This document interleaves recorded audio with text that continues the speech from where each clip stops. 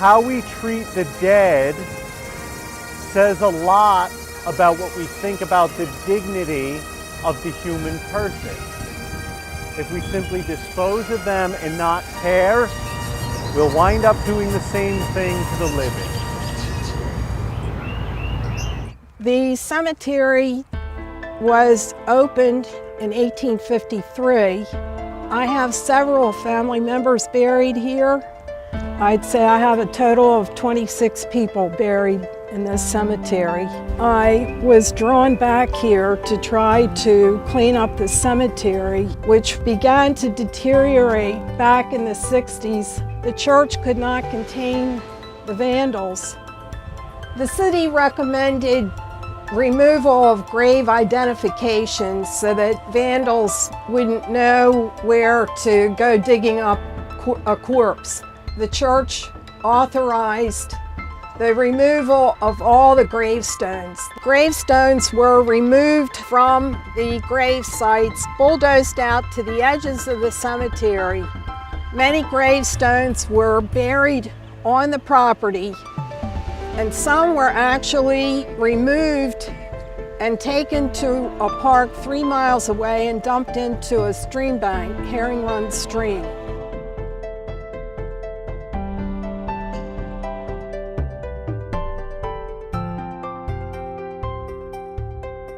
There was no grave identification left.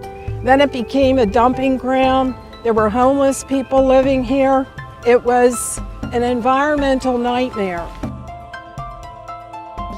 The property, for all purposes, was abandoned. My story goes back to 1974. I was 9 years old. My sister May, who was 11, and our best friend Lester decided to sneak over to Clifton Park to go sleigh riding. And as we were wandering the park, we spotted the graveyard. You could see that mausoleum doors had been open, graffiti, and just a mess. And at one point, as we were walking along a little path, we found a coffin lid. Well, next thing you know, our friend Les trips over a body. Father Lawrence, who is still at St. Vincent's, was called in. The police were called, and Father Lawrence had to bury a body.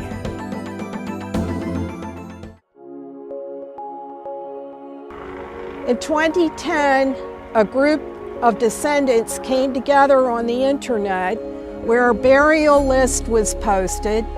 Records were gathered. I think it's important to document cemeteries. For one thing, it represents the world that's lost. This is a heritage site. When you look at these graves, they're 1850, pre-Civil War. This one goes back to 1838. Well, to date, based on the death certificates and based on the existing church records and burial records, we've been able to document 3,616 burials here. Here's the gravestone that proves he was from Grange. These people are our mothers, our aunts, our relatives, our ancestors, and I just think that's an important part of the community. It's an important part of our family. It documents who we are. Great-great-grandfather are these folks here, the great-great-grandparents. He's referenced here, see how it says Michael, husband of Anne, and son of... The nice thing about it is that it also documented a lot of children who were buried here that they didn't know about, children who died at a very young age.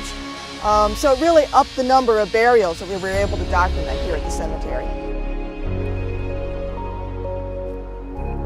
It's really interesting, just the diversity of the different headstones. You know, a lot of Irish and then a lot of Italian, and, you know, the different artwork, as well as the different languages. Just even, you know, these both look like they're Irish names, but just the different artwork, the different types of crosses, the one with the crown, you know, and the one here that's much simpler. Looks like it's, you know, the cross is maybe on top of an open Bible. I really like this one here too. It's very simple, but it has an anchor on it. You know, so just that little piece of detail, you know, to tell you something about that person's life. Restoring this grave site is important to me. This is a stone of my great uncle, which also includes the names of my great-great-grandparents. I found this piece here at another cleanup event. A volunteer found the top part partially buried, and it's a perfect fit. How we doing, my friends?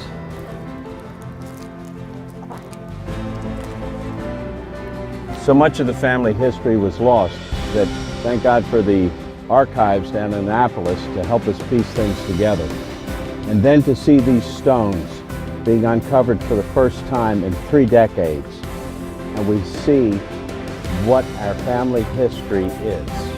Truly, something you can touch. And this is just one side of the Kelleher clan, my family. In another section of this cemetery, my mom's people.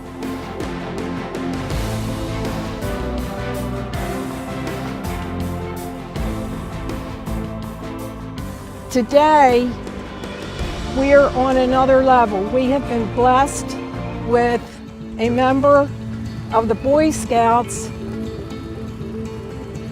My name is Patrick Nolan. I am a Boy Scout, and I just thought it was really terrible that, this cemetery was so overgrown and all these trees were, over the grave sites. I felt like I had to help out my fellow countrymen and make it a respectful burial site. I have been involved since the beginning of winter. That's when I went to the first Friends of St. Vincent's meeting. We've been here from the time he got out of school until the sun went down after. Working hard, lumberjack work. 15 years old, this kid handles a chainsaw like a pro. I feel it's important to the families mostly, so that they can have somewhere to go and to really feel connected to their dead relatives. I don't have any family that's buried in the cemetery. I just feel like my countrymen deserve a good burial site.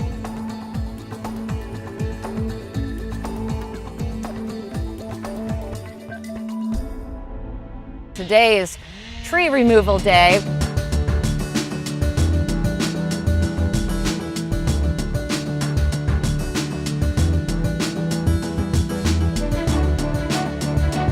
Watching the different groups come in here to help us is absolutely amazing.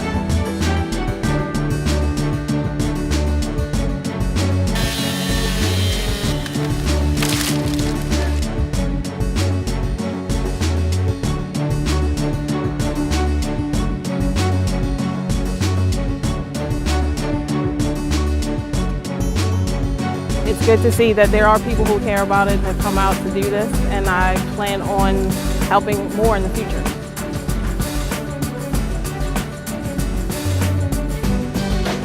When I came out here in 2002 or 3, the weeds were as high as my chest.